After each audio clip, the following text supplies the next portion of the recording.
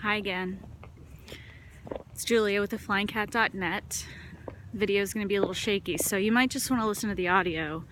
Wanted to check back in with you. I just launched Energy Healing School. We did the Root Chakra webinar, and all of that is still available. It'll all be recorded. You can join in at any time. But I'm here to talk to you right now about the visible lunar eclipse that's happening this Sunday. Technically Monday morning. Hey lady, visible lunar eclipse. Are you going? Are you going to watch it? What are you going to do for this visible lunar eclipse? I'd love to hear about it. Because I am 50-50. The Cincinnati Observatory is having an event that is $5. Does not require RSVP, so I could decide at the last minute that I want to go and do that. My partner and I had a talk about it last night. What would be the benefit of going? What would we be missing out on? So where are you going to view it? Are you just going to walk outside and see if you can see it? It will be clear. It also will be like 2 degrees, so I think the view from the observatory is sheltered, which I'm assuming, but what do you think, Azarnin? What's your plan? Pretty much walking outside, see what's up. So obviously it's a full moon, if you didn't know that. So 2 years ago in August we had a full total solar eclipse, which was a big deal for us in North America in August. And you know, I'm always learning stuff, so there's a bunch of things that I don't know about, like eclipse seasons and cycles and things like that. So I feel like I'm more in the beginner realm, and I'm offering full moon journal prompts and new moon journal prompts. So every 2 weeks there's some journal prompts around the full and new moon and the signs that they're in. So this full moon, hey Kathy, welcome. Talking about the lunar eclipse. Are you going to be visiting it? Are you going to be viewing it where you're at? Maybe you're in North America. I'm assuming that you are, but so this full moon will be in Leo, and the sun is, I should have done my research, it's in whatever sign that it's in.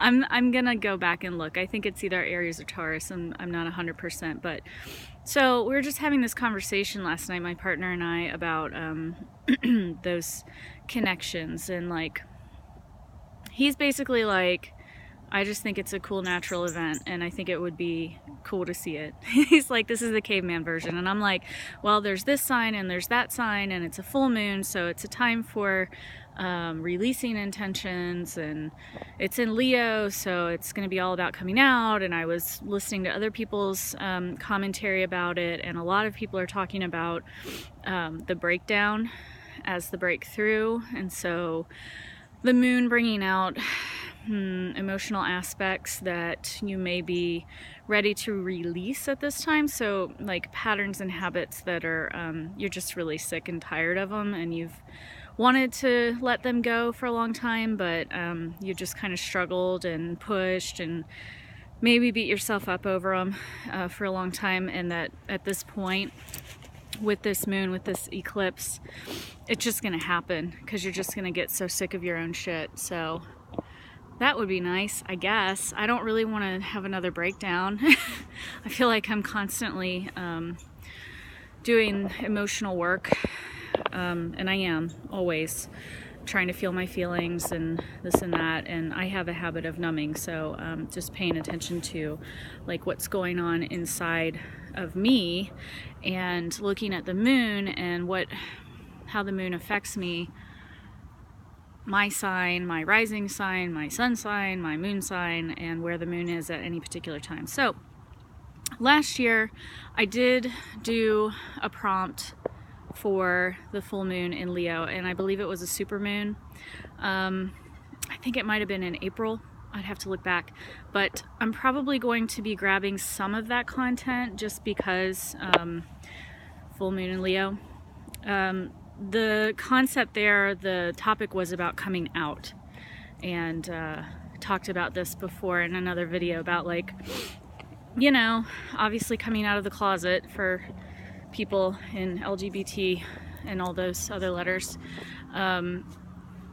or just people, women, men, anybody, just embracing who they are, who they want to be, how, you know, shedding how they've been.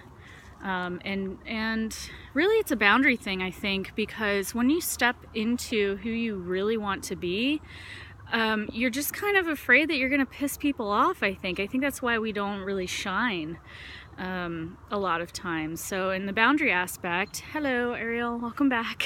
Talking about the lunar eclipse now, so we're switching over to the moon journal prompts, which is a subscription on the site. You can join me for $1 a month, and there's a $5 level for the Wheel of the Year.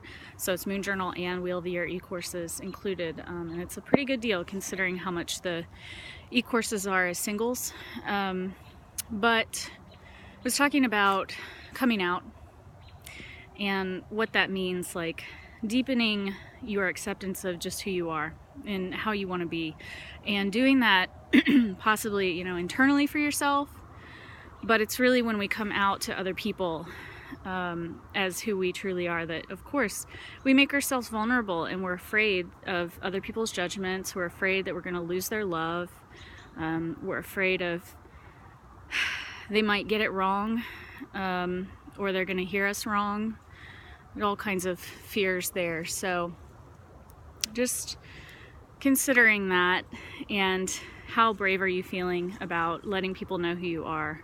So anyway, I'm just kind of playing around with I'm outside with my puppy, but playing around with whether I'm gonna go see the lunar eclipse or not. I was told to stay inside and not view those things, that's not for us as human beings, and that we should give the celestial bodies their privacy when they come together like that. So I'm sitting with that, and I'm also considering what would be the benefit for me if I did view it.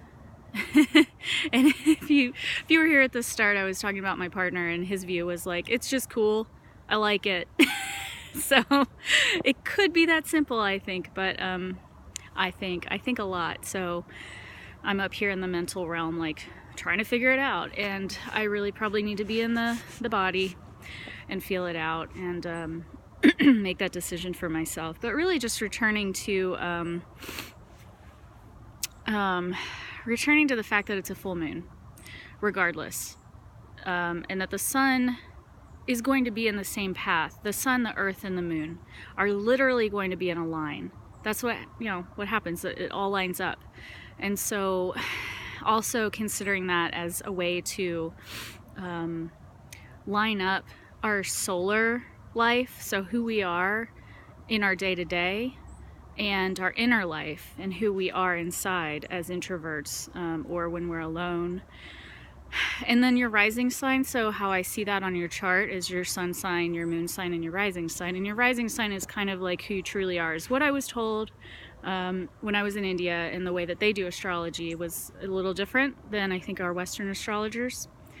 But considering that, so the sun, the earth, and the moon being in a line together, and that we have all of that too in our charts, our sun sign, our moon sign, and our rising sign, and when all of those things overlap, like what's in the middle of that Venn diagram for you?